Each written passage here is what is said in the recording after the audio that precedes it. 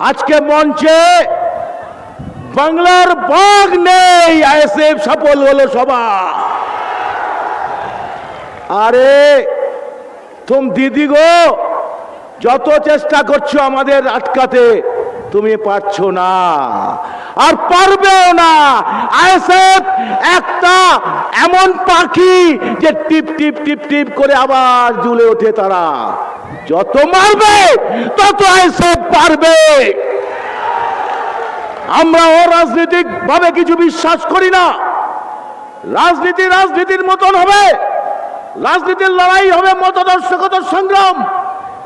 কিন্তু যারা এই অভয়া কাণ্ডকে সামনে নিয়ে হাজির হয়েছিলেন যে এই তিলোত্তমার বিচারে কলকাতার রাজপথে ঝান্ডা ছাড়া মানুষের জনজোয়ার ঘটেছিল 14ই আগস্ট সারা পশ্চিমবঙ্গে, কিন্তু গতকাল আমরা লক্ষ্য করলাম যে অরাজনৈতিকভাবে লড়াইয়ে কখনো জয় ছিনিয়ে নিয়ে আসা যায় না। কারণ যখন একটা কেন্দ্রের সরকার আর রাজ্যের সরকার সেটিং এর রাজনীতি করে, তখন অভয়ার মা তিলোত্তমা বিচার পায় না। এটা প্রমাণিত সত্য। অনেকে আপনাদের মধ্যে ভাবাবেগ আছে যে সিবিআই হয়তো সবকিছু করে দেবে, কিন্তু বুঝলে বুঝবেন না যে আজকে খাদ্য, বস্ত্র, বাসস্থান 77 বছর পরেও 140 কোটি দেশের মানুষের সমস্যার সমাধান হয়নি। এটা হচ্ছে প্রিন্সিপাল ডিমান্ড। আজকে সেই হয়নি কেন? এই ব্যবস্থাটা শাসন করছে মুষ্টিমেয় 30% মানুষ, যারা আমাদের দেশের 70% সম্পদের অধিকারী হয়ে রয়েছে। তাদের দাসত্ব করছে ওই মোদি অমিত শাহ সরকার। আর মোদি অমিত শাহ সরকারকে সমস্ত রসদ যোগাচ্ছে মমতা ব্যানার্জি, এই তৃণমূল। আমরা 21 সালের নির্বাচনে পার্টি প্রতিষ্ঠার পর আমরা যারা ক্যান্ডিডেট ছিলাম, আমরা বলিষ্ঠভাবে বলেছিলাম এ রাজ্যে একটা বিজেমূল সরকার চলছে। কোনোদিন এখানে আপনারা যদি তৃণমূলকে না হাঁটাতে পারেন, বিজেপি পরাস্ত হবে না। বিজেপিকে মূল শত্রু, সেই বিজেপিকে আড়াল করে রেখেছে এই তৃণমূল সরকার। তাই আজকে যাতে বিজেপি বিরোধী যে অধিকার সমাবেশ, কেন্দ্রের সমস্ত কালা কানুনের বিরুদ্ধে যে অধিকার সমাবেশ, সেই অধিকার সমাবেশকে টানা ছেটে দেওয়ার চেষ্টা করেছিলেন মমতা ব্যানার্জি। তিনি ভেবেছিলেন যে আইএসএফ এর ডান্ডা ছেটে দেওয়া মানে, দেখো মোহন ভাগবত আমার পিছনে আছে, ওই বিশেষ সংখ্যালঘু সম্প্রদায় নওশাদের পিছনে নেই। কিন্তু আজকে আমরা সমস্ত রেস্ট্রিকশন মেনে নিয়ে এই সভাকে করতে এসেছি। এখানে আমরা যুদ্ধ করতে আসিনি, এখানে আমরা লড়াই করতে আসিনি, আমরা অধিকারের আওয়াজ তুলতে এসেছি।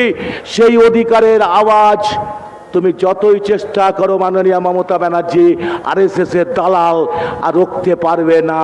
গ্রামে গঞ্জে ছড়িয়ে পড়বে। আজকের থেকে আমি আওয়াজ তুলছি, অভয়ের মা যে কথা আজকে বুঝতে পেরেছেন যে দিদি মোদি সেটিং, তাই আমার মেয়ের বিচার হলো না, এটা বুঝেছেন, আপনারা দেখেছেন। আমরা তো বলেছিলাম, তাহলে কাজটা কি? শুধু কি অভয়ের বিচার? আজকে যতক্ষণ পর্যন্ত স্বাস্থ্য দপ্তরের মন্ত্রী পদত্যাগ না করছে, ওই স্যালাইন কাণ্ডে বিষ মিশিয়ে মেরে ফেলা হচ্ছে। জানেন মাননীয় মমতা ব্যানার্জি আজকে আইএসএফ এখানে সমাবেশ করবে, এটা উনি জানতে পারে। তার জন্য রাজ্য সরকারের উকিল দাঁড় করিয়ে এটাকে বাধা দেওয়ার চেষ্টা করতে পারেন। আর স্যালাইন কাণ্ডে একটা শিশু মারা যাচ্ছে, কোন কোম্পানি স্যালাইন কিনছে সেটা উনি জানেন না। ন্যাকামো করছেন, ন্যাকামো করছেন। মানুষ ধরে ফেলেছে। স্বাস্থ্য ব্যবস্থা একটা সিন্ডিকেট, শিক্ষা ব্যবস্থায় সিন্ডিকেট, খাদ্য সংস্থায় সিন্ডিকেট, সমস্ত একটা রাজ্যের সিন্ডিকেট পলিটিক্স চলছে। আর সেই সিন্ডিকেট পলিটিক্সকে রুখতে পারে মানুষ, শুধু আইন নয়।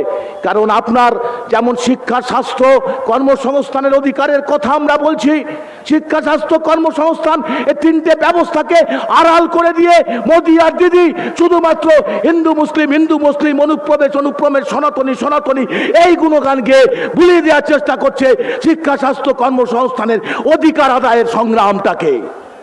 আজকের এই সভা থেকে শপথ নিতে হবে আপনাদের, যতই বাধা আসুক শিক্ষা, স্বাস্থ্য, কর্মসংস্থানের অধিকারকে আরো জোরদার করে বাড়ি ফিরে গিয়ে অঞ্চলে অঞ্চলে, বুথে বুথে অভয়ার বিচারের দাবির সাথে সাথে স্বাস্থ্য সিন্ডিকেটকে ভেঙে ফেলার দাবিতে স্বাস্থ্য ব্যবস্থার আমূল সংস্কার যাতে সরকারিভাবে হয় তার দাবি নিয়ে আপনারা পথে ঘাটে আন্দোলনে অবিচল থাকবেন। কি থাকবেন তো? তবে এই সভা সাকসেস হবে। নওশাদ সিদ্দিকী দেখছেন, প্রতিষ্ঠাতা দেখছেন এই সমাবেশ। আরে কত জেল আর খাটাবে ভাই, পুলিশ দিয়ে জেল তো খাটিয়েই যাচ্ছ, কাস্টোডিয়াল টর্চার করছো, থানায় তুলে নিয়ে মিথ্যা মামলা দিয়ে যেভাবে মারছো, আবার কোন জেলা সভাপতিকে ফোন করে বাঁচানোর অঙ্গীকার করছো। দাদা একটু ব্যাপারটা দেখে দিন, এত সহজ হবে না।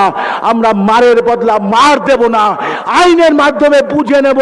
পুলিশ প্রশাসন টাঙা, ওই দেখেছেন টালা থানার ওসি আর লাস্টে সিভিক সঞ্জয় রায়, তার আজকে যাবজ্জীবন কারাদণ্ড। কাউলে বলির পাঠা কায়ে হচ্ছে নিচুতলার পুলিশরা। তাই পুলিশ বন্ধুরা সবাই বোঝেন, তাদের হাত পা বাঁধা, কিছু করার নেই।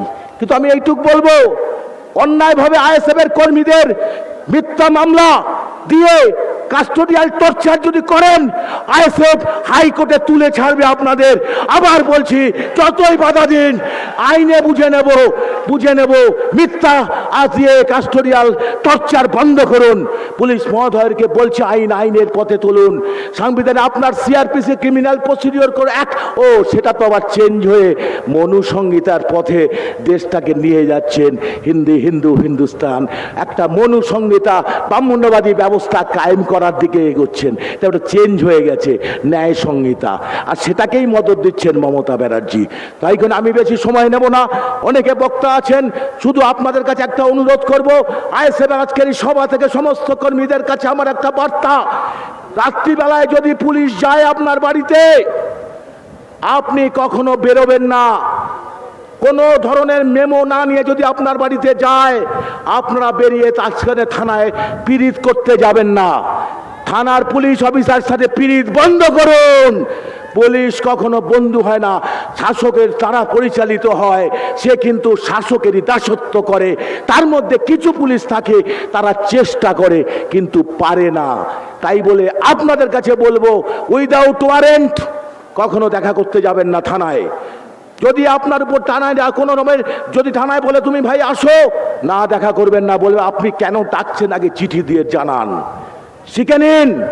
তারপরে থানায় ধরে মিথ্যা মামলা দিয়ে কেস দিয়ে আপনাকে পুট আপ করে দেবে যখন, তখন বলবেন ভাইজান তারপর একটু দেখুন, আমাদের কিছু করা থাকে না। আইনে বুঝে নিই আমরা ঠিকই, কিন্তু এই সারেন্ডারটা করবে না। প্রশ্ন করতে জানুন, সংবিধানটাকে জানুন, আইনটাকে জানুন। কারণ এই মুহূর্তে আজকে পশ্চিমবঙ্গের মাটিতে এমন একটা শক্তির উদয় হয়েছে, যেটা বিজেপি তৃণমূলের বিকল্প হিসাবে আইএসএফ একটা বিকল্প রাজনীতির সন্ধান দিচ্ছে পশ্চিমবঙ্গের মাটিতে। এতে ভয় পাচ্ছে বিজেপি, আরএসএস। কারণ এখানে যারা বসে আছে তারা প্রত্যেকে প্রান্তিক মানুষ। আমি এদের ধর্মের চোখে দেখি না, আর ওরা ধর্মের চোখে দেখে। এই ধর্মের বিভাজনের মধ্যে দিয়ে রাষ্ট্রটাকে হিন্দুস্তান বানানোর যে চক্রান্ত খেলায় নেমেছে একটা ব্রাহ্মণ্যবাদী শাসক 77 বছর ধরে, তারই রসদ যোগাচ্ছে মমতা ব্যানার্জি। তাই তৃণমূলকে পরাস্ত করার মধ্যে দিয়ে বিজেপিকে হাঁটাতে হবে।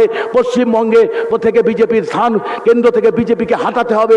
যদি বিজেপিকে আমরা হাঁটাতে না পারি আর তৃণমূলকে যদি পরাস্ত না করতে পারি, তাহলে অভয়ার মা কেঁদেই যাবে। আপনি ভোট দেবেন তৃণমূলকে, দিদিকে আর মোদিকে, আর অভয়া বিচার পাবে, কখনো বিচার পাবে না। ওই উত্তর দিনাজপুরে পুলিশদের গুলি চালিয়ে বেরিয়ে যাচ্ছে, ভাঙড়ে পুলিশকে মারছে তৃণমূলের লোকেরা।